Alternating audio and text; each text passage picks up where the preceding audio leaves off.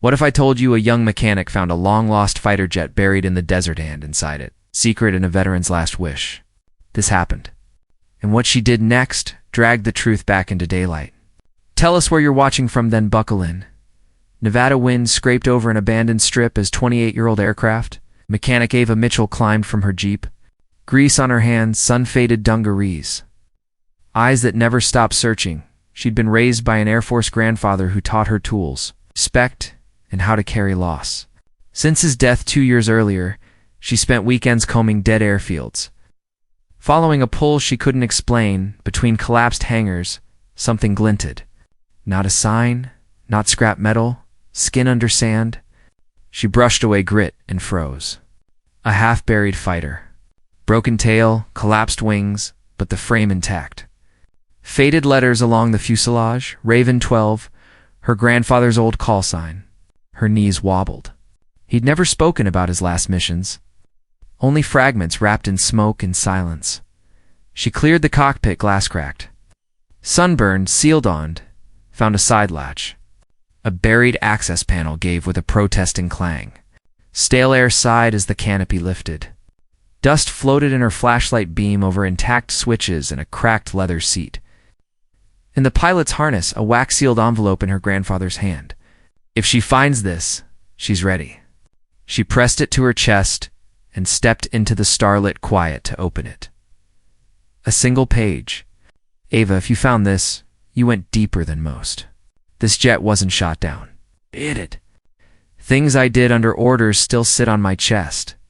But that last mission I chose. Under the left panel is a locked compartment. Code is your birth date. What's inside belongs in a museum. It's not about fame. It's the truth. Don't let them forget. Back in the cockpit, she keyed in her birthday. A soft click. Inside, a flight log, a dog tag, a military film canister. The dog tag wasn't his. Reyes, Daniel H. Blood type, O+. She whispered the name into the dark and felt history shift. Through the night she read, the log, 1,972-73 sorties. Some routine, others marked classified. One entry stopped her breath, March 4th, 1973. Last flight. Raven 12. Unauthorized. One passenger. Command said no. Flew anyway. No name. No details. At dawn, she drove to a small Carson City aviation museum run by old hands in memory, more than money. Franklin Dutch Matz, her grandfather's friend, read the tag and went pale. Reyes, he said quietly, wasn't supposed to come back.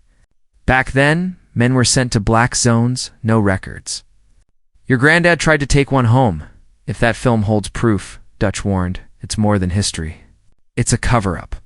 Ava left the reel with a trusted archivist and stepped outside to a note tucked under her wiper. Stop digging. Some things are meant to stay buried. 7 words, no signature. The threat only steadied her. That night she planted a small steel marker beside the wreck. Capt. Elijah Mitchell Raven, 12 and Daniel H. Reyes. Gone, not forgotten. This wasn't just her grandfather anymore. It was the truth. By morning, Dutch had a stack of photocopies and an old laptop. He'd found traces of a scrubbed program, Operation Grey Veil, blurry satellite shots, blacked-out manifests. One line leaped out, Raven 12 accompanying, LT, Daniel H. Reyes. Status, presumed dead. That was the end of the paper trail. The film came back developed that afternoon. In her garage, Ava threaded the reel, killed the lights, and watched shaky silent footage, cockpit angles. An older, wounded Reyes alive in the back seat. Jungle clearings. A fenced compound. Guards.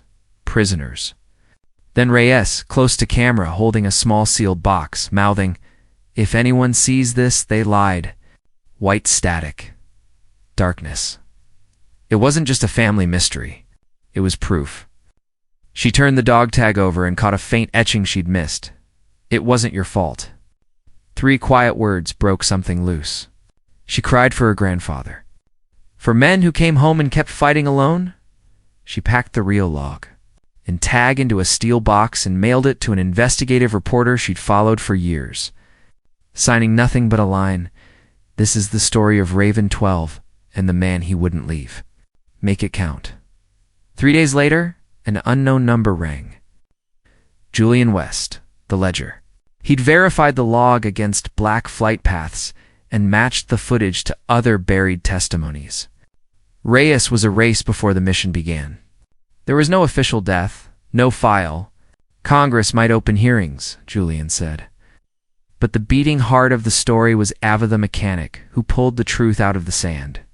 She declined protection for anonymity. If they silenced those men, they wouldn't silence her. The story broke in a week.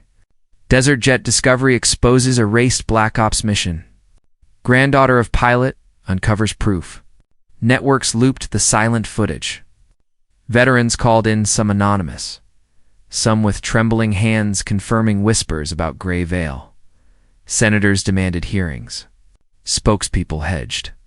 It didn't flip Ava's life overnight. She still changed oil, scrubbed grease from her knuckles, fixed old bikes for kids. But her world widened. She wore her grandfather's patch and Reyes's tag on her jacket, sat in back rows while others spoke names that had been missing from rooms like these for years. A plain envelope arrived with no return address. A photo of 2 young men beside Raven 12, her grandfather and Daniel H. Reyes, grinning, alive.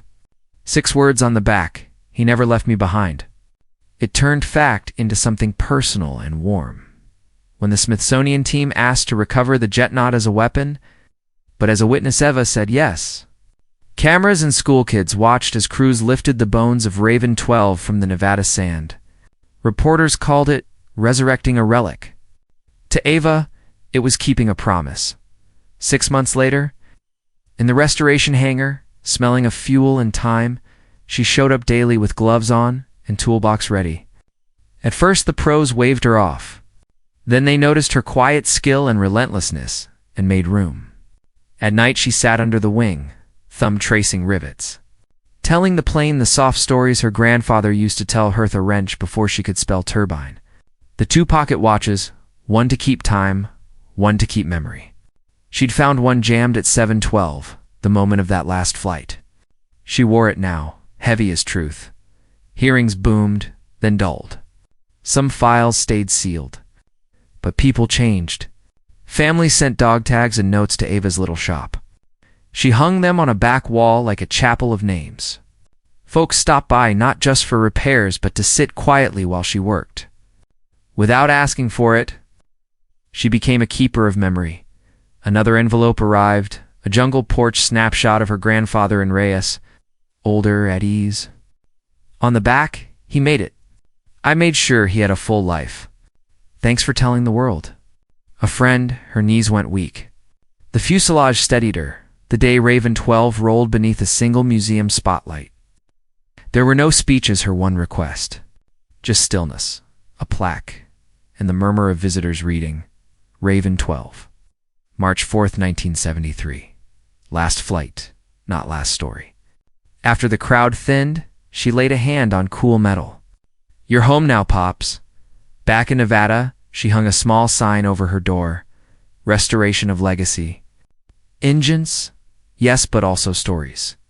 Friday nights, she walked the quiet museum floor, fingers brushing the jet's skin like a benediction, slipping a private photo into a side panel where only the plane would keep it. The world didn't flip, but it bent.